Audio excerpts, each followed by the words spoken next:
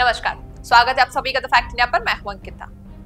दरअसल जयपुर में एक बार फिर से एक बड़ा स्कैंडल सामने आया है। 300 से ज्यादा एफआईआर्स के बाद भी भूमाफिया ज्ञानचंद अग्रवाल अभी तक फरार है, लेकिन अब ईडी ने उनके खिलाफ बड़ा कदम उठाया है।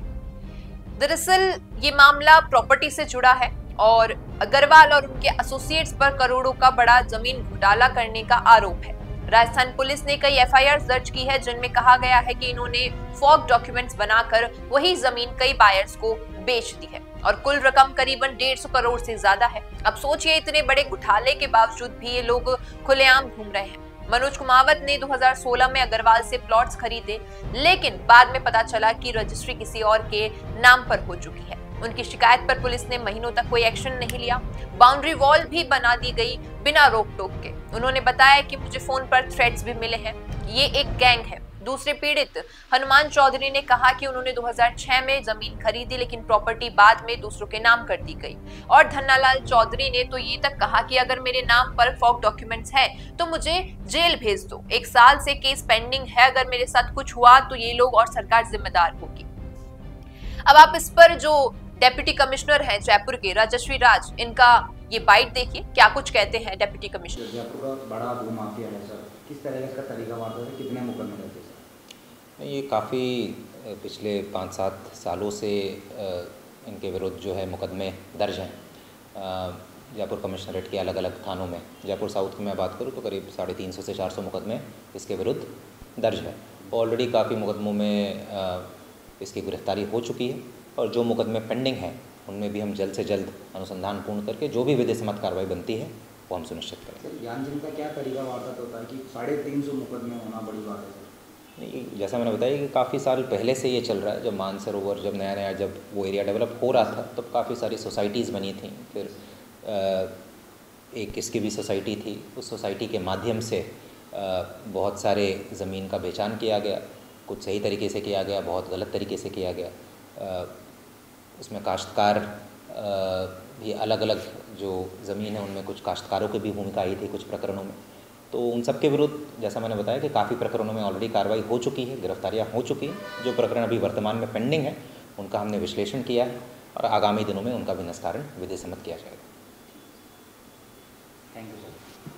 अब बात करते हैं सबसे बड़े डेवलपमेंट की। ईडी ने 3-4 सितंबर को जयपुर के मल्टीपल लोकेशंस पर सर्च ऑपरेशंस किए। ईडी ऑफिशियल्स का कहना है कि उन्हें अब तक राजस्थान, हरियाणा और दिल्ली के कई इन्वेस्टर्स ने अप्रोच किया है जो अपने ड्यूज रिकवर करना चाहते हैं और स्ट्रिक्ट एक्शन डिमांड कर रहे हैं। इन्वेस्टर्स ने बताया कि कैसे अग्रवाल और उनके एसोसिएट्स ने अट्रैक्टिव डील्स दिखाकर उन्हें ड्यूप्ड किया।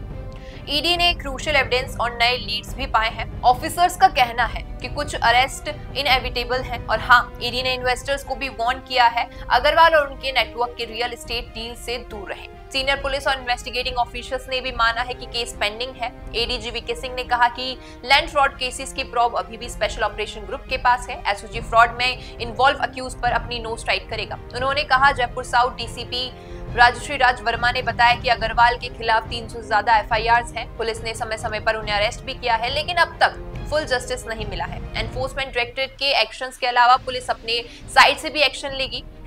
अब ये आप देखिए जरा, ये एक व्यक्ति है, मदन गुजर इनका नाम है, और क्या कुछ इनका दर्द है ये सुनिए। ज्ञानचंद अग्रवाल ने किस तरीके से ठगा है? ज्ञानचंद अग्रवाल ने 2007 जनवरी में 3 प्लॉट के पेटे पैसे लिए और उनके बदले में 3 प्लॉट के तीनों के पट्टे जारी कर दिए।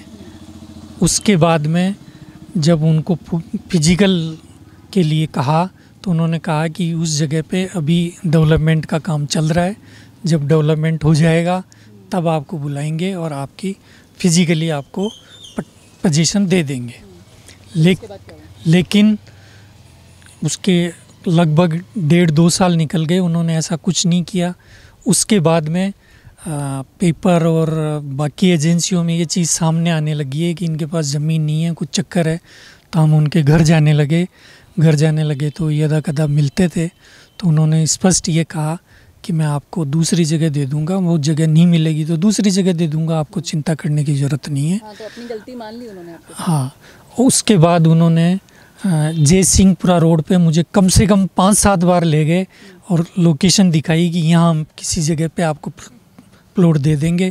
तो मैंने यस कर ली और वो जैसे ही यस करते थे वो महीने 20 दिन का टाइम दे देते थे और उस महीने 20 दिन के बाद वो कभी मिलते नहीं थे। और ऐसा करते करते 15-16 साल निकल गए। और ऐसा करते करते कई साल निकल गए। उसके बाद में उनके घर जब जाते थे तो यदा कदा ही मिलते थे। पिछले कई वर्षों से तो वो कभी घर पे मिलते हैं न फ़ोन उठाते हैं। उनसे मेरा कोई संपर्क नहीं हो रहा है। पुलिस के पास गए थे? पुलिस के पास मैं नहीं गया। नहीं गए पुलिस के? नहीं। और आपके जैसे कितने पीड़ित आपके साथ? बहुत सारे लोग हैं जो मिलते रहते हैं और कहते रहते हैं कि मेरा भी नहीं हुआ, मेरा भी नहीं हुआ, मेरा भी नहीं हुआ। अभी ईडी की कार्रवाई हुई है ज्ञानचंद अग्रवाल पर, क्या कहेंगे? न्याय की कोई उम्मीद जगी? ईडी की कार्रवाई जो हुई मैंने अखबार में मैंने भी पढ़ा है। उनका ये घर है उस पर छापा पड़ा, उसमें 8-9 लाख रुपए उनके बरामद हुए। चूँकि ज्ञानचंद विहार पिछले कई सालों से अंडरग्राउंड है, वो मेरे से ही नहीं किसी से भी नहीं मिल रहे, इसलिए हम अब सिर्फ पेपर पे निर्भर हैं कि उसमें क्या न्यूज़ आती है वो पढ़ लेते हैं, बाकी कोई वो नहीं। न्याय की उम्मीद आपको कितनी बची है? न्याय तो सरकार अगर कुछ इस मामले में करना चाहती है और सरकार कुछ करे तो सरकार से आप क्या कहेंगे? सरकार से मेरी अपेक्षा है कि जो भी लोग पीड़ित हैं उनकी सरकार सुने और उनका यथोचित जो भी जगह जहाँ उसके पास अवेलेबल है उसमें से ज़मीन दिला दे ताकि वो लोग अपना अपना हिसाब है उनका पूरा हो जाए।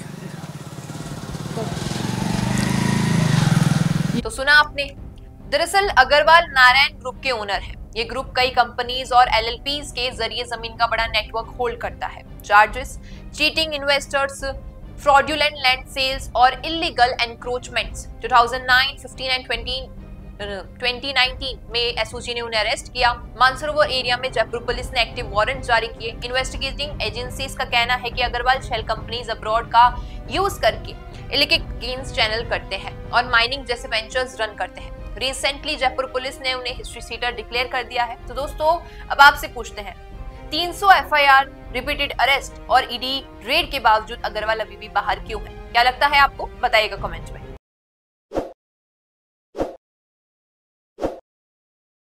ताज़ा खबरों के लिए विजिट करें द फैक्ट इंडिया की वेबसाइट और डाउनलोड करें द फैक्ट इंडिया ऐप।